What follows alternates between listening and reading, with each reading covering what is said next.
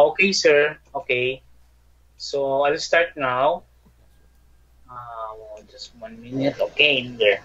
So good afternoon, everyone. I'm Dennis Castillo. I'm the Senior AEC Pre-Sales Engineer at WSI or World Tech Systems Incorporated.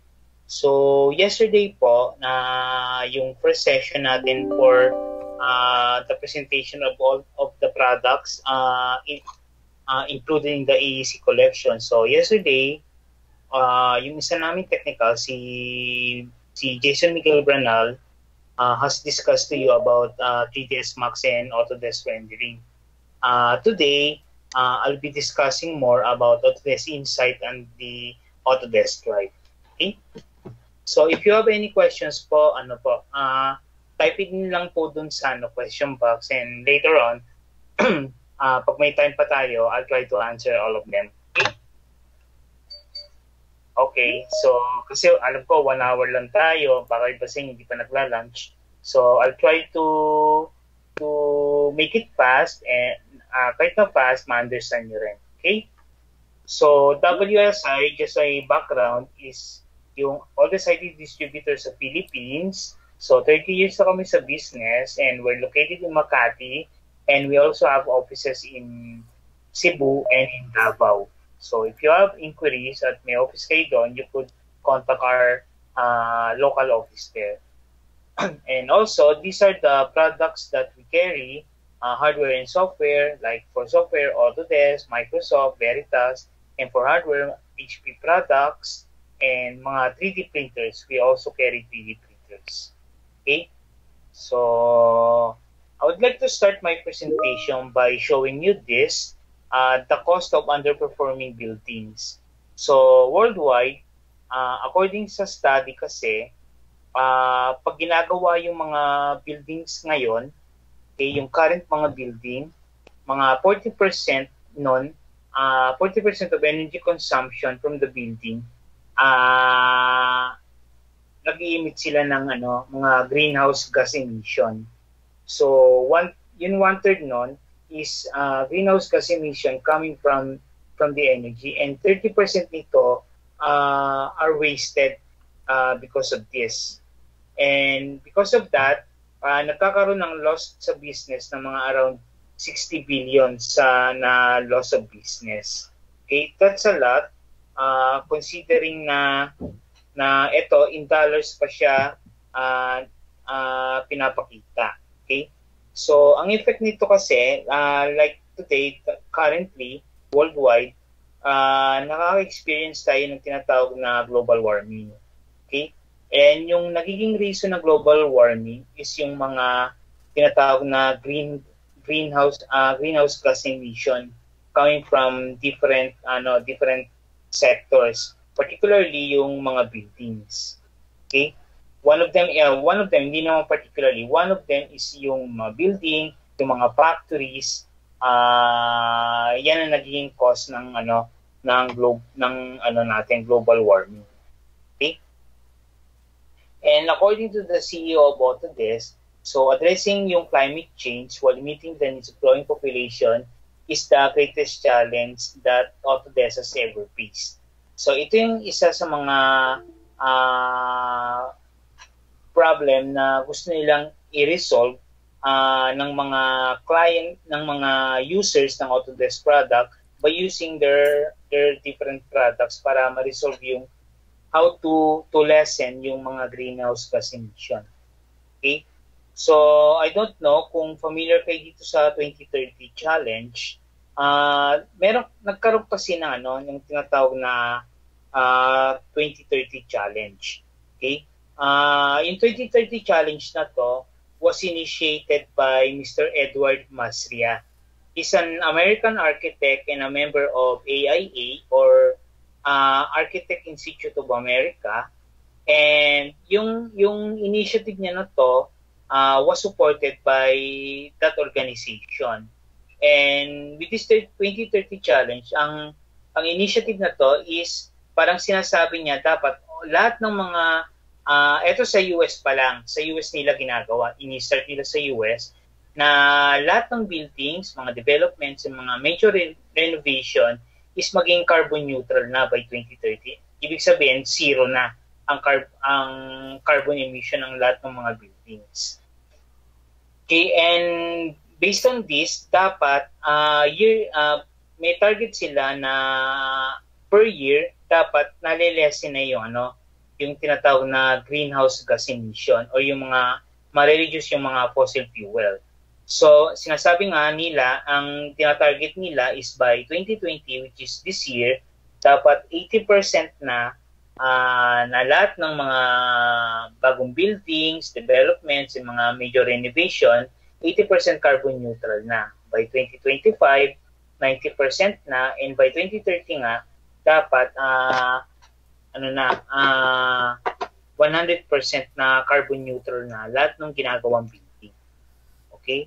So, on the right side of the slide, makikita nyo dyan yung mga factors na nakaka-effect ng greenhouse gas emission, like mga solar array, mga heat recovery, lighting controls, mga chill beams. So, ito yung mga factors na nakakapag-emit ng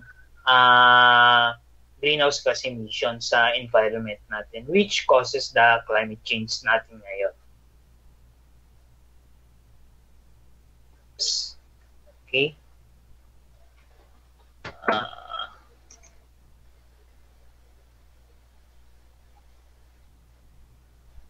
So, ito lang yung data na pinapakita uli na last year yan, mga 70% dapat yung carbon emission nila yung mga carbon emission ng mga building dapat 70%, 2020, 80%, 2025, 95%, and 2030 dapat carbon neutral na. Okay? So, yan yung commitment nila or target na magawa nila. And how could they do this dun sa mga buildings na ginagawa nila? Okay? One of the tools or software na inoffer or na gawa ni Autodesk is yung tinatawag na Insight. Okay? Yung Autodesk Insight. So, it is a tool for high-performance building design. Cloud-based simulation siya na nagpe-perform ng mga analysis, energy analysis like lighting, cooling, solar PV, or photovoltaic, and other factors na nakaka-affect ng building energy performance. So, yung yung Autodesk Insight na to is included po sa plugin. Hindi siya ini-install na separate po. Isa plugin na included within Revit and yung Formit Pro, which yung dalawang product na to is included in the AEC collection po. So, pwede yung gamitin for energy analysis ng lahat ng buildings na ginagawa natin. Okay? So, this is just a short video to show kung ano yung nagagawa ng Insight natin.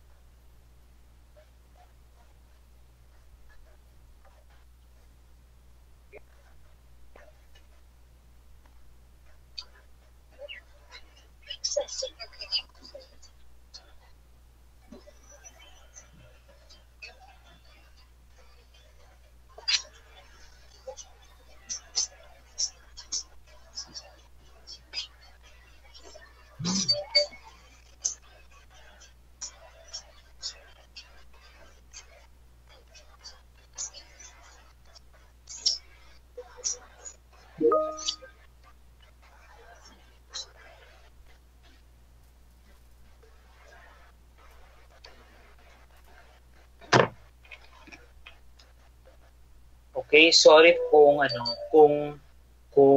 walang audio, yung I think it's my sa connection or sa uh, one moment ha. Okay.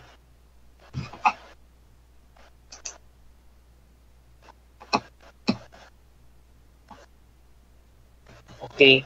So apologies kung wala siyang audio kanina. Maybe it's my connection po and apologies for that.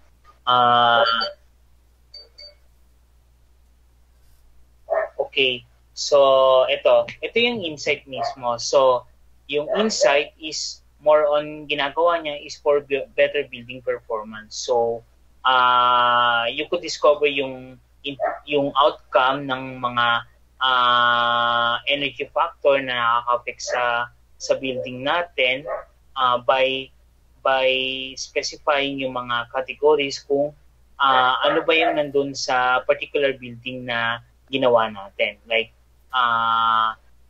for example, solar analysis, i-analyze nyo kung saan yung okay na tama nung araw sa particular building na ginagawa nyo para optimal siya and sustainable siya dun sa building nyo.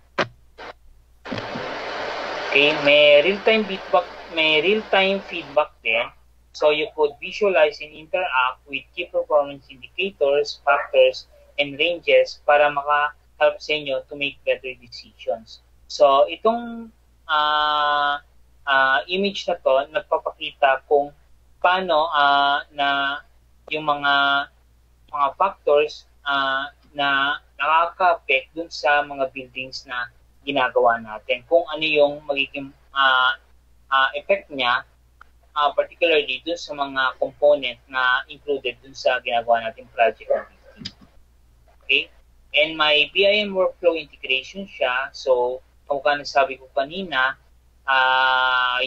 yung insight natin is included as a plugin sa Formit at saka Revit, and pwede kayong automatically mag-create ng energy models from early concept to detailed design.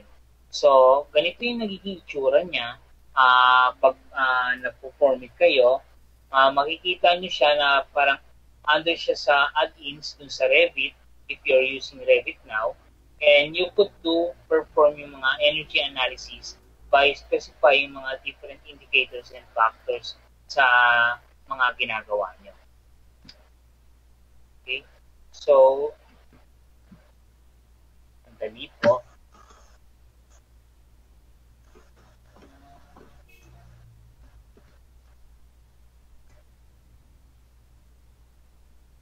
Hopefully, may marinig nyo yung audio nito.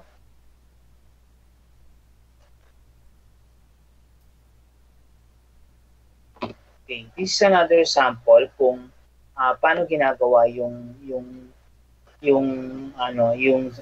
paano nagpe-perform ang insight natin.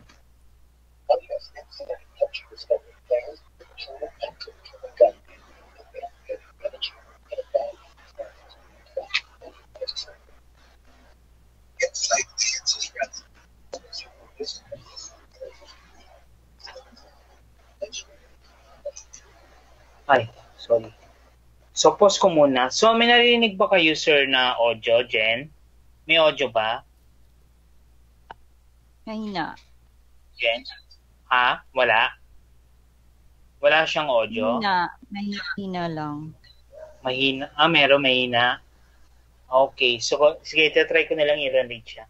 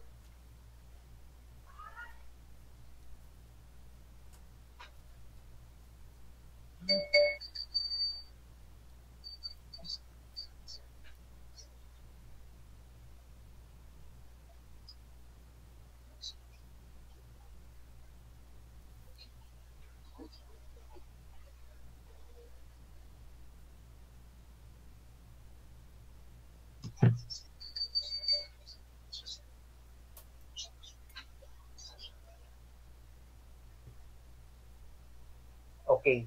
Ay, sorry. So, yun po. Yun yung insight natin. Okay? By doing the model within Revit natin, we could perform now the energy analysis using yung Autodesk Insight. We could specify yung mga different factors sa different options para makita natin kung yung building natin o yung ginagawa nating project is okay siya or hindi. Kung magiging energy efficient ba yung building na ginagawa natin. Okay? So, yung Insight kasi, ito yung isa sa mga tool na ginagamit niya for the whole building energy. So, kinakapture niya yung full building and yung system interaction, like yung mga full thermal energy simulation. Ang tawag sa kanya is Energy Plus. So, ito yung tool na ginagamit ni Insight to perform yung mga energy analysis para dun sa mga buildings na i-analyze natin. Plus, meron din yung aside from energy analysis, yung daylighting analysis. So, pwede yung i-simulate, i-calculate, and visualize yung mga key daylighting metrics like daylight autonomy and annual sunlight exposure. So, dito, dun sa building na ginawa nyo, pwede nyo i-analyze, depende sa location, kung saan ba yung tama ng araw to a particular time. So with this, you could see kung kailangan bang dagdagan ng windows yung mga buildings natin para mas less yung lights na gagamitin. Kasi yung light sa building is nagdadagdag ng energy consumption na nirelease ng building.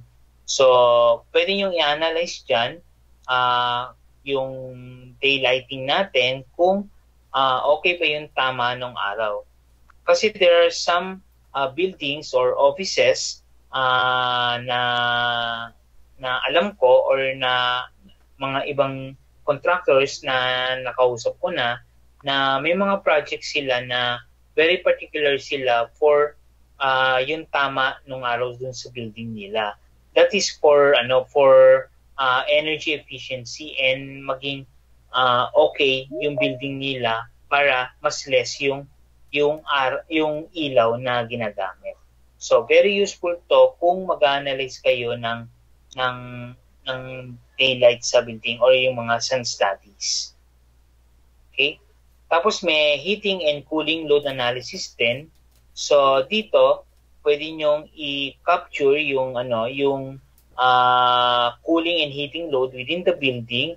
So you will know kung dun sa building na yon, dun sa particular na area na yon, kung okay ba yung lamig or tama lang ba yung init. Kung masyadong mainit, pwede nyo dagdagan ng siguro aircon sa area na yon para medyo okay naman yung comfortable yung mga tao na mag-i-stay sa particular area na yan. So ito pwede rin gawin within Insight para ma-analyze yung lahat ng heating and cooling na nangyayari dun sa loob ng building. Okay? So yung AIA 2030 commitment o yung 2030 challenge, nagle-leverage sila ng Autodesk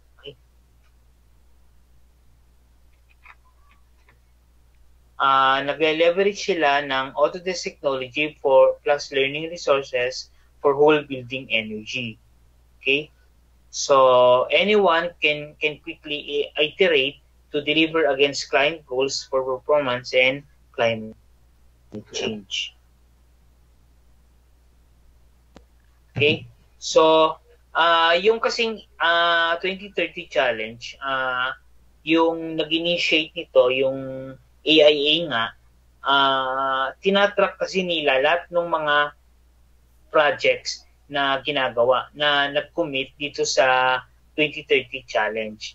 And nag-aas sila ng report for the progress of the project that they are doing.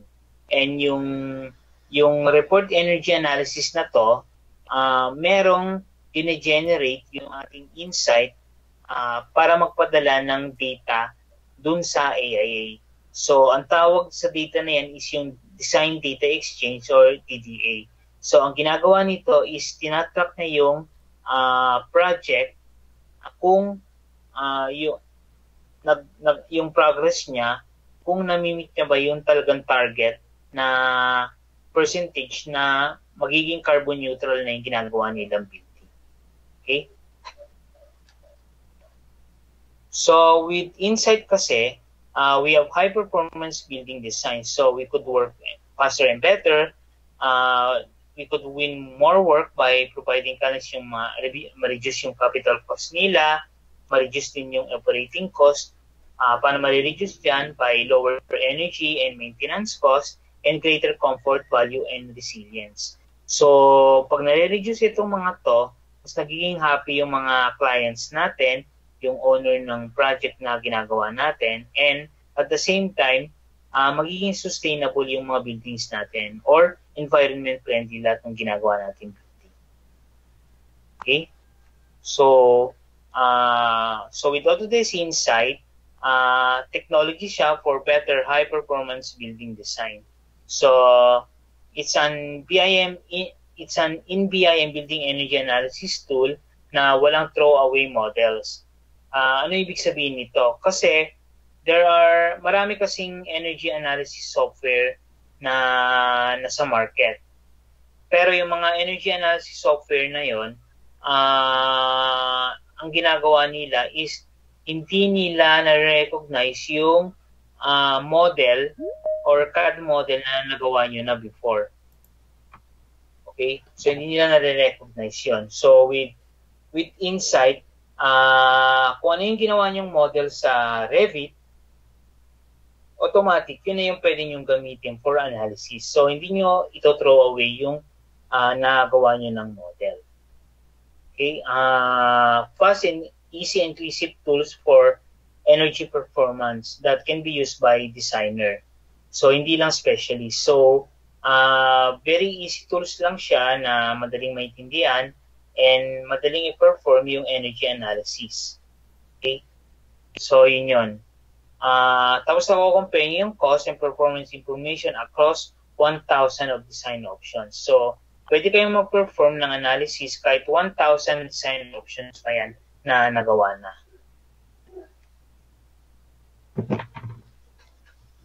Okay, sandali lang po.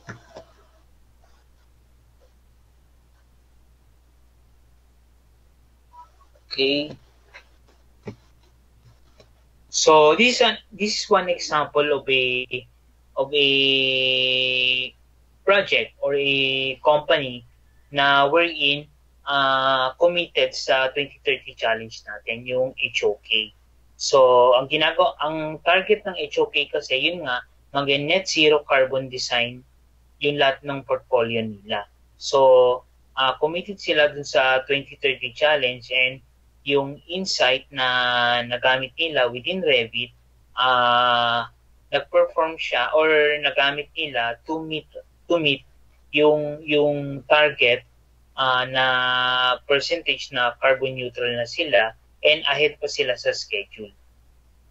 Another project is yung yung Decker, Parrish, and Sabatini o DKP. So, ang sabi nga nila, very easy to understand yung mapping model sa Insight. So, they just have to enter their project information, location, and the software generates a conceptual model. So, ilagay lang nila yung information and location kung saan yung nakalagay yung model, and yun na, i-generate na ng insight natin kung ano yung analysis na i-perform niya. Another client is yung SQ, Jumes, and Ripple. So, sabi nga dito, with Insight, the architects gets interested in the intersection between performance and aesthetics. So, ibig sabihin, with Insight kasi, kahit na lagyan nila na maraming aesthetics yung mga buildings na ginagawa nila, pwede nilang i-analyze sila, and magkakaroon pa rin sila ng analysis for low energy buildings, and magkakaroon ng good indoor environment. Okay? And lastly, is yung US Air Force Academy. Okay? So etong building na to, ni-renovate yan. Okay? Ni-renovate yan, is a chapel within the US Air Force Academy. And before kasi, hindi ganun ka-comfortable yung old building ng chapel na yan. So, meaning hindi maganda yung pasok ng hangin, yung ventilation. So, with Insight, they were able to prioritize yung mga retrofit opportunities and yung pagbabago ng design nila para maging conducive sana, maging comfortable yung lahat nung pumapasok sa building na to. Plus, may daylighting performance analysis pa sila para makita nila kung okay yung mga tama ng araw dun sa ginawa nilang building. Okay? So, may questions po tayo so far. May questions po?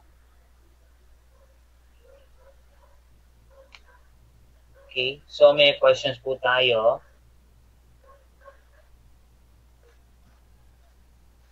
Okay, so far,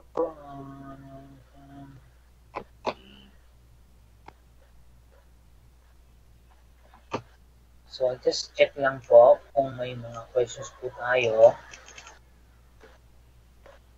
Okay, so far wala naman, okay? Okay, so I'll continue po. So, yung isa pang included dun sa EEC collection natin, yung tinatawag na Autodesk Drive. Okay? Kung familiar kayo sa Google Drive, so most of you naman siguro gumagamit ng tinatawag na Google Drive o yung OneDrive ng Microsoft. So, gumagamit tayo, or kung hindi man, most probably yung Google Drive. So, parang ganun din itong Autodesk Drive natin. It's a cloud storage na pinoprovide ni Autodesk for all CAD users. Okay? So, alam naman natin na all projects na ginagawa natin, especially mga CAD drawings, kung halimbawa gawa pa siya sa Revit and medyo malaki yung project natin, it will eat up a lot of this space. Mga hundreds of gigabytes ang kakainin niya na storage space para ma-save yung isang project. And Autodesk has given yung mga end users o yung mga clients ni Autodesk or users ng products nila a storage para doon nila i-save or doon nila i-upload yung mga different project files nila. Okay? So, ano ba yung Autodesk Drive? So, Autodesk Drive is a cloud storage solutions that allows individuals and small teams to organize, preview, and share any type of design or model data. So, dito makikita nyo na cloud storage siya ni Autodesk. So, ibig sabihin, nasa internet siya, nasa cloud siya for us to access yung mga storage na to, just like Google Drive. Okay? So, pwede nating i-save lahat ng data natin into the cloud para ma-access natin siya anywhere. Pwede rin siyang ma-view whether in 2D or mga 3D design data kahit na anong browser ang ginagamit natin. And sa mga device din natin, mga mobile device, whether it's a cellphone or a tablet, pwede natin ma-view yung mga CAD models natin. Plus, hindi lang siya viewing, we could also interact with the models. So, ano ibig sabihin ng interact? So, just like performing a task sa mga models natin, sa CAD software na ginagamit natin, we could orbit, zoom, section, explode, and pwede rin tayo mag-comment sa mga points and objects and mag-view ng properties ng mga parts and measure ng objects natin. So, we could perform all of this kahit na nasa cloud storage siya or nandun sa Autodesk Drive na located sa cloud. Okay? So, ano ang use ng Autodesk Drive? So, yung Autodesk Drive kasi natin, automatically, per license na binili nyo, halimbawa, you bought one AEC collection, you are given 25 gig of storage space per license na binili nyo. Okay? And pwede kayong mag-upload ng data to a personal cloud, yung cloud drive na yan. Okay? So, per license nyo, you were given 25 gig of storage space. So, kung may 5 license kayo ng AEC collection, you have 25 gig of storage space. Hindi yun ibig sabihin na 5 licenses, 25 times 5, magiging 125 gig. Hindi po ganun. 25 na 25 gig of storage space ang pwedeng nyo magamit. So, ano ibig sabihin nun? Kasi, ngayon kasi sa Autodesk, nag-transition na kasi si Autodesk to named user. So, every license that you have to assign a user to use your license. So, per user or per license na ginagamit nyo, may 25 gig of storage space na pwede nyong magamit sa company nyo. Pwede nyo rin i-organize and manage yung mga data nyo into folders. You could view 2D and 3D designs and models within the browser on any device, whether it's a PC, a laptop, a tablet, or a cell phone. So, pwede nyo mag-view yan. Tapos, pwede nyo rin i-share yung drive nyo with others for viewing, editing, uploading, and managing data. So, pwede nyo i-share yung specific folder o specific file nyo sa Autodesk Drive. Pwede nyo i-share with your other collaborators para ma-view nila yung mga data nyo. Okay? So, note lang, sharing your drive gives another person complete access and editing rights to all your cloud files and folders.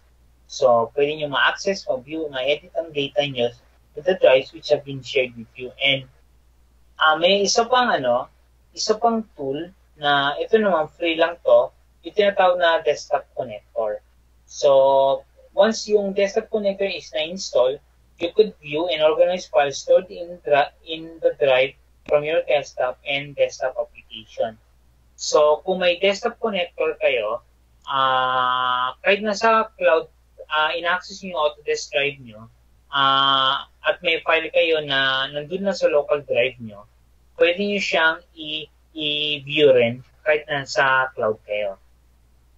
Nagets nyo? Parang ano yan connecting the local drive of your PC to the Autodesk Drive. Okay? So, kaya nyo ma-view yung mga files nyo na nasa local PC nyo dun sa Autodesk Drive without having to upload them. Basta may desktop connector na naka-install sa inyo. Free naman to na na-install. Once you access the Autodesk Drive, meron yung merong link doon on how you could download the installer and install yung tinatawag na desktop connector natin. Okay. So, question dito, paano nyo ma-access yung yung Autodesk Drive natin? Okay? Of course, kailangan meron muna kayong license ng Autodesk para ma-access nyo yung Autodesk Drive. So, you just have to go to this site, yung drive.autodesk.com, and click nyo yung sign in. O yung sign in, yung pag click yung get started, automatically magpa-prompt yan ng sign in. So, enter nyo lang yung email and password, then click nyo yung sign in. Paano yung email na yan? Paano ko makukuha yan? Yung email na to, ibig sabihin to, assigned user ka to sa license nyo. Pag assigned user ka kasi, automatically, yung inassign sa yung username and password is your email address, and may password kayo na i-create once you activate yung account nyo. So, ito yung kailangan nyong ipasok para ma-access nyo yung mismong Autodesk Drive natin. Okay? So, very easy lang siyang ma-access. Just go to this site and just click sign in para magamit nyo siya. Okay? So, ito yung mga products na supported. Autodesk Drive is available with subscription of the following Autodesk product. So, kung may mga ganito kayong product, automatically you have Autodesk Drive. Yung kamukha na sabi ko kanina, you have 25 GB of storage space sa Autodesk Drive. Okay? Pero ang tanong, paano kung kasi pag under subscription kayo, automatic 25 GB yung storage space nyo. Pero once na hindi kayo nag-renew ng subscription nyo, automatically, mawawala yung 25 GB na yun sa inyo. Okay? Mawawala yung 25 GB. Paano ko masasabihin to? Once na nawala yung 25 GB na yun, lahat ng mga files nyo na nandun sa cloud, pwedeng hindi nyo na ma-access. Pero merong naman lead time si Autodesk para mag-backup nyo yung lahat ng mga files nyo na nasa cloud, and i-download nyo siya para kahit paano ma-save nyo pa locally. So you have 1 month to may lead time si Autodesk na 1 month from the end date of your subscription para i-backup lahat ng mga files nyo na nandun pa sa cloud. So after 30 days, yung 25 GB nyo, automatically mawawala na yun. Okay? Magiging ang mangyayari sa 25 GB nyo, parang magiging 5 GB na lang ang magiging storage space nyo once na hindi nyo na-renew yung pinaka-subscription nyo. So ito yung mga supported browser ng Autodesk Drive natin, na basta yung browser na to sinusupport yung WebGL, so yung Google Chrome, yung Firefox, for Apple yung gumagamit ng Mac PC or mga Apple devices, yung Safari version 7 or later. For Internet Explorer, supported pa rin naman siya, pero may limitation siya. Okay? So may limitation siya if you're using Internet Explorer. So I suggest na kung i-access nyo yung Autodesk Drive, yung mga supported browser ang gamitin nyo, like Chrome, Firefox, Safari, or yung bago ngayon yung Microsoft Edge ni Microsoft. Yan ang gamitin nyo para ma-access nyo yung files nyo sa Autodesk Drive natin. Okay? So with Autodesk Drive, simple cloud storage and file sharing siya, and you could access your files from anywhere. So, kahit nasaan kayo, pwede nyo i-access yung lahat ng mga data nyo sa cloud para kahit paano hindi na kayo pupunta sa office, or if you're working at home, pwede nyo i-access lahat ng mga data nyo from the cloud. So, lahat ng design data nyo is in one place na. So, whenever you need it or anytime you need it, pwede nyo i-access yung mga data nyo sa cloud. Okay? So, with that, that ends my presentation po. So, kung may mga questions po tayo, feel free to ask them and I'm willing to answer din naman. Okay? There's a question, Sir Dennis, on the chat Okay. box. What's the difference of Autodesk Drive between BIM 360 Docs? Okay. So, yung Autodesk Drive, like just like what I have said, para siyang similar to Google Drive. Okay? So, yung Google Drive kasi, alam naman natin na any files pwede natin i-upload doon. Okay? Any files, JPEG, video files, kahit mga CAD files, pwede natin mga Microsoft Office files, Excel, Word, pwede natin i-upload. Ganun din sa Drive. Pwede tayo mag-upload ng mga any files. Ang kagandahan lang sa Autodesk Drive is yung mga CAD files na ina-upload natin, we could view them in 3D and in 2D. Maganda na view natin siya sa 3D and at the same time, we could interact with them. In terms of BIM 360 platform naman, whether docs or design, ang ginagawa na kasi nito, like for docs, is more on document management siya. So may mga task or feature si docs na hindi kayang i-perform ni Autodesk Drive. Like what?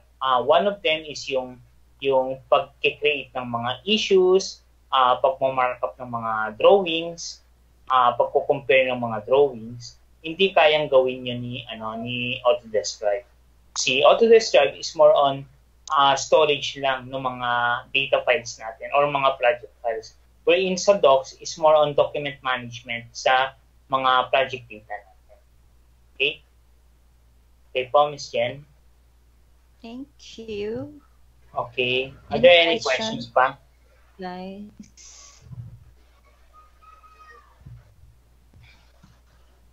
Nakikita niyo pa ba yung screen ko? So, nakikita ta. So, naka-post dyan yung contact details ko. Once na natapos na to presentation natin, so you could contact me anytime kung may mga questions kayo. Nandiyan yung email ko, my mobile number, and my landline number sa office. Basta nasa office lang ako kasi skeletal din yung pasok namin. So you could contact me anytime po. Okay? Mas maganda kung sa mobile na lang niyo ako tawagan para masagot ko po kung may mga questions po kayo. Hindi lang po about Insight or Autodesk Drive. Pati yung other Autodesk product, I'll try to answer them basta may mga questions po kayo. Okay? So, Jen, may questions pa ba? So far, wala na sa chat box. Wala na. How about the others? Sir Ray. Where's Sir Ray? Yes, I'm here. I'm listening. So far, yeah. Any questions? Actually, we are using already desktop connectors. And, That's good, sir. yes, we are all familiar about. But Autodesk Drive, I think not yet. We are not implementing using Autodesk Drive yet. Okay. So, just go lang, sir. I-punta ko lang yung slide na yun. Baka hindi nyo kasi alam yung site na pupuntahan nyo. Okay. Just go to the site. Just a moment. Highlight ko lang po. Punta lang po kayo dito sa site na to, yung https://drive.autodesk.com and sign in kayo with your, kung may Autodesk account na po yung isang user or a particular named user ninyo, pwede niyang gamitin yung na yun, yung sign-in details dun sa Autodesk Drive. Okay? So, go to drive.autodesk.com and you could readily access po yung Autodesk Drive ninyo. Okay? Yun po.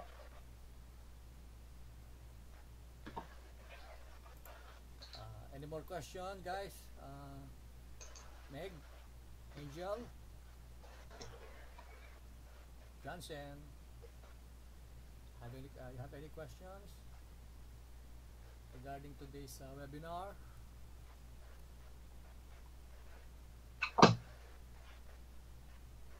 Ito ba? Sensor.